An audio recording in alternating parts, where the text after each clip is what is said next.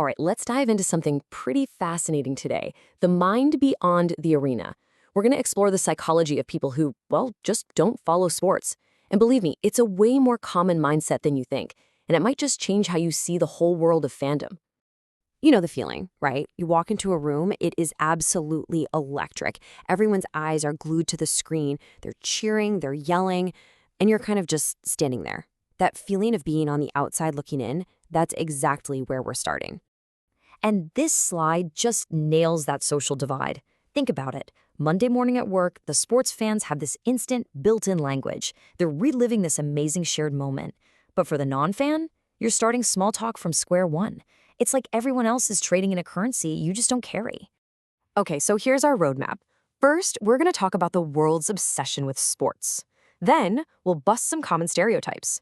After that, we'll get into the really cool stuff, the actual psychology, before we look at where all that passion goes instead. And we'll wrap up with why any of this really matters.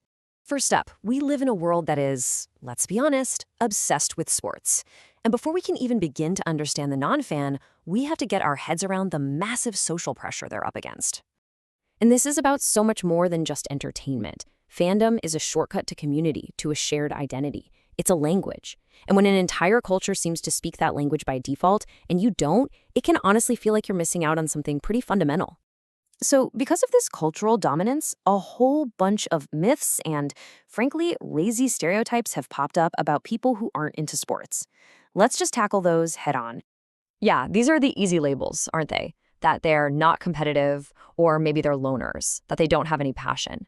But what the psychology shows us is that these assumptions are almost always completely wrong. The real story is way, way more interesting. So let's get to the heart of it. Why doesn't sports fandom click with everyone? Well, the answer isn't that something's missing in them. It's actually rooted in some of the most basic psychological drivers we all share.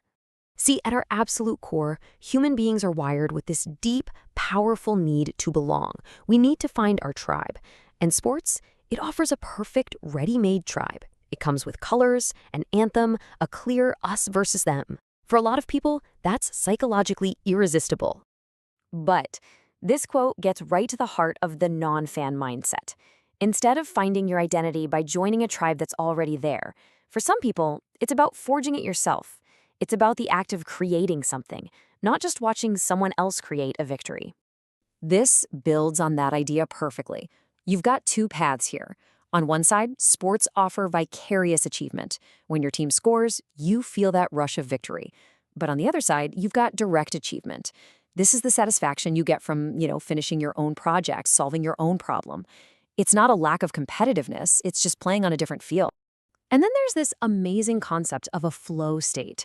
It's that magical feeling where time just seems to melt away because you are so completely absorbed in what you're doing.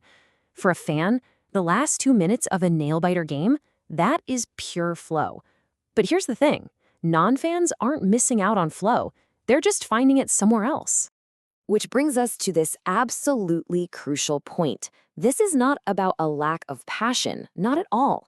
It's got all of that same intense passion, energy, and drive being channeled into a completely different kind of arena. And just look at this. Those other arenas are incredibly diverse. You've got everything from the creative arts and technology to building a community or pouring your soul into a personal project. These are the places where non-fans find their own tribe, their own intense rivalries, and that same powerful sense of flow. This is the bottom line, really. The fundamental human needs we all have for identity, for community, for a sense of purpose, they're exactly the same. The psychological engine is identical. It's just plugged into a different machine. So why do we need to understand this? Because it moves us past just tolerating each other. It gets us to a place of genuine, mutual appreciation for all the different ways that people find meaning and joy in their lives. So the path forward is actually pretty simple. First, let's stop calling it indifference and start seeing it as just a different focus. Then, get curious. Ask someone what their arena is. Once we start to see that all these different arenas are valid, that they all provide that same sense of community and purpose, our social world just gets so much bigger and richer. I love this quote because it just sums it all up perfectly. The point isn't to get everybody into the same stadium. The real beauty is knowing that all these other incredible stadiums exist and being curious enough to go visit them once in a while.